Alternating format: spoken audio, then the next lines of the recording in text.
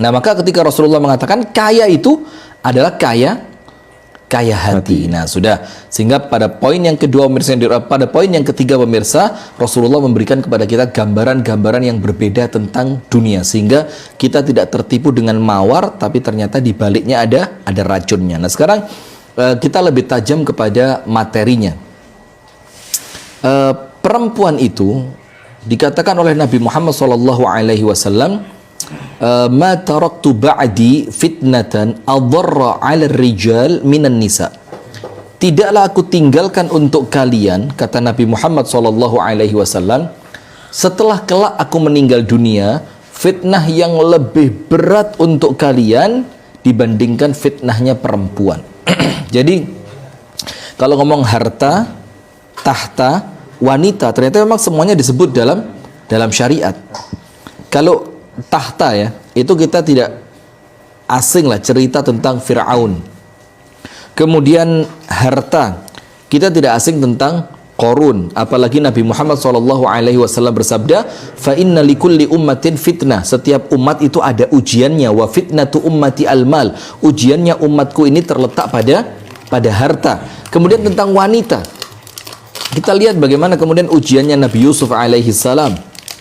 Kemudian Rasulullah juga bersabda, tidaklah aku tinggalkan sepeninggalku kelak fitnah yang lebih berbahaya untuk kalian dibanding fitnah perempuan. Dalam Al-Quran dikatakan, inna kaidakunna azim, tipu daya perempuan itu begitu dahsyat. Nah, sehingga apabila perempuan itu kita ibaratkan seperti mawar, maka mawar itu akan indah ketika diraih dengan cara yang halal.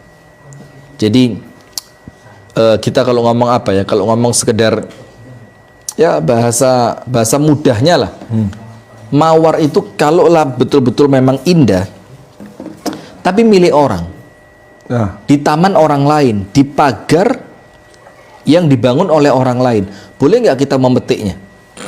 Nggak boleh. Kan tentu nggak boleh. Walaupun indahnya luar biasa, kita ingin memiliki, maka kita tetap tidak akan berani. Sama juga, ketika perempuan itu bukanlah dimiliki dengan cara yang sah, maka dia akan lebih berat racunnya dibanding keindahannya. Dia akan lebih besar keburukannya dibandingkan sekedar kesenangan-kesenangan beberapa saat saja. Yang kemudian kesenangannya mungkin ketika ketemu, ya ketika hangout, ketika dia sedang berbincang, ketika dia sedang makan bersama. Tapi di balik semua itu, dia akan terjerumus pada dosa besar, yang dosa itu akan menarik pada dosa-dosa yang berikutnya. Nah, sekarang saya memiliki 3 cara. Kenapa 3 ya? Enggak 4 ya? Iya, biasanya 4. Iya. Hah?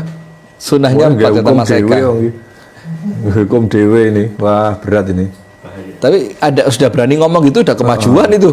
Kemajuan luar biasa. Kalau di rumah mungkin enggak. Istrinya nonton ini. Nonton.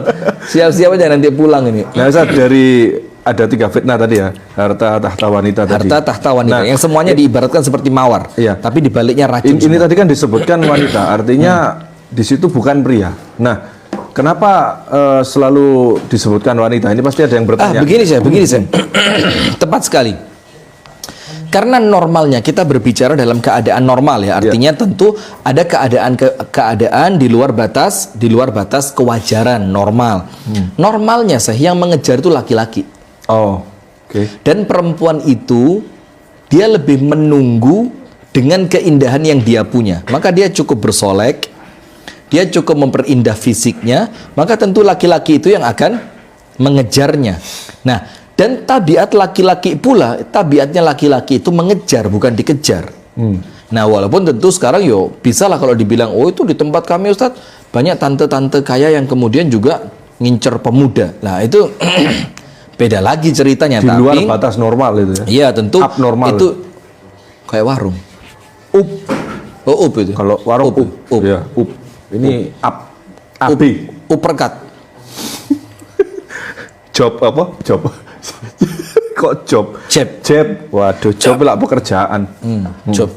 Yeah. Nah, maka memang normalnya laki-laki itulah yang butuh perempuan, dan perempuan itu lebih memiliki kemampuan untuk mengendalikan diri. dengan rasa malunya, dengan gengsinya, dengan bahkan rasa takutnya, itu dia tidak akan terkesan lebih memancing. Tapi biasanya yang mancing itu bukan mancing ya, lebih mengejar, karena biasanya mengejar itu laki-laki. Ayam ya, kita bukan mengibaratkan manusia seperti ayam, tidak, tapi kita contohkan ayam itu kan yang mengejar apa? Jagonya atau babonnya? Jago. Itu simbol kejantanan jago kan. Kalau nggak ayam ya kuda biasanya. Dan itu kenapa kuda? Saya kalau mau cerita ini yo nggak pantas sedang live, tapi nggak cerita kalau saya kepingin. Dengan bahasa mungkin yang diperhalus. Nggak bisa. Oh, nggak bisa ya? Nggak bisa. Ini sehalus apapun bahasanya, konotasinya mesti ke arah sana. Jadi mendingan kita tahan aja lah. Nah begini, karena ada kemampuan menahan diri tadi. Nah sehingga pemirsa yang dirahmati oleh Allah, ada 3 cara, 3 bahasanya apa yang keren apa ya, treatment ya. Ada 3 hal yang bisa menjaga kita agar kemudian tidak tertipu dengan indahnya mawar, dan kita betul-betul betul-betul sadar bahwa di balik mawar tadi tersimpan racun yang begitu berbahaya. Nah, ini salah satu contoh gagal paham. Aisyah dan Khadijah dinikahi karena pintar bukan cantiknya. Nabi ganteng nurun ke anak-anaknya, jangan salah Ustaz. Ini kan tadi yang dibicarakan di luar batas normal. Nggak, maksudnya apa? Saya nggak paham. Ya, saya juga nggak paham, makanya ini contoh gagal paham. Aisyah dinikahi Nabi dan Khadijah bukan karena cantiknya katanya. Mungkin Anda belum dapat referensinya. Jadi Ibunda Khadijah itu perempuan tercantik di zamannya. Nah, tuh dengerin. Ibunda Khadijah itu perempuan yang bukan sekedar cantik, tapi berkedudukan tinggi dan berharta. Jadi lengkap. Harta ada, kemudian status sosialnya juga bagus karena dia salah seorang di antara wanita terkemuka dari suku Quraisy, dan kemudian cantiknya tidak diragukan. Itulah kenapa banyak laki-laki yang sudah bahasanya itu kepincut dengan Ibunda Khadijah. Dan maka Ibunda Khadijah nggak sembarangan milih laki-laki karena dia tahu saya ini bukan perempuan sembarangan. Dan Nabi ketika menikahi Ibunda Khadijah itu statusnya belum mendapat wahyu, belum sebagai nabi. Cuma seorang pemuda yang telah memiliki sikap amanah, akhlaknya luar biasa, dan ketampanannya juga tidak disangsikan lagi, kan begitu? Iya, umpama saya ini ngaku orang baik loh, umpama. Saya pun juga akan milih-milih kalau begitu ngelamar. Ya, jadi pastilah. Itu nggak masuk itu akal lah. Natural ya, naluri. Jangankan yang baik, yang jelek saja milih sing apik kok. Bahkan Nabi Yusuf dikisahkan kan hampir saja kan itu kan. Hampir. Jadi kalaupun tidak takut pada Allah, apa gimana itu ya? Walaqad hamma biha wa hammat bihi laula ar-ra'a burhana rabbi. Itu Nabi Yusuf diistilahkan dalam ayat ini sudah memiliki keinginan terhadapnya, dan si perempuan itu punya keinginan terhadap Nabi Yusuf. Tapi keinginannya Nabi Yusuf oleh Allah dibatalkan sekiranya dia tidak melihat tanda dari Tuhannya. Maka Allah tampakkan tanda dari Allah, baru kemudian Nabi Yusuf terselamatkan. Berarti dari secara naluri manusiawinya tetap ada. Itu makanya tadi ketika dibahas fitnah itu ada perjalanannya, Ustaz ya.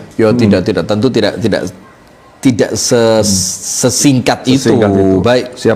Jadi ada 3 pemirsa yang dirahmati oleh Allah. Nanti kalau ada sedikit tambahan ya mungkin jadi 4 lah ya. Karena kalau 3 kok kayaknya nanggung banget gitu.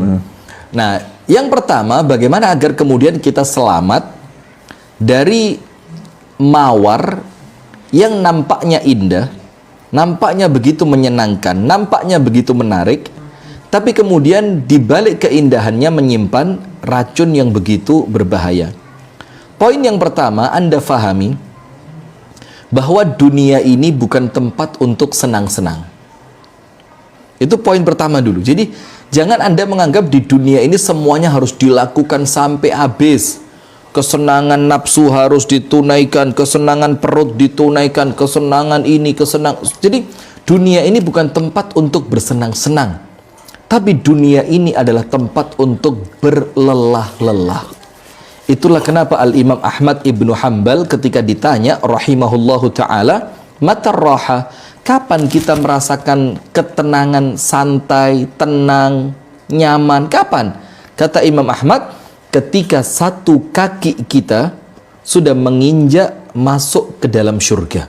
Itu baru merasa tenang. Karena Imam Ahmad menunjukkan kepada kita, dunia ini bukan tempat untuk kita mengikuti hawa nafsu.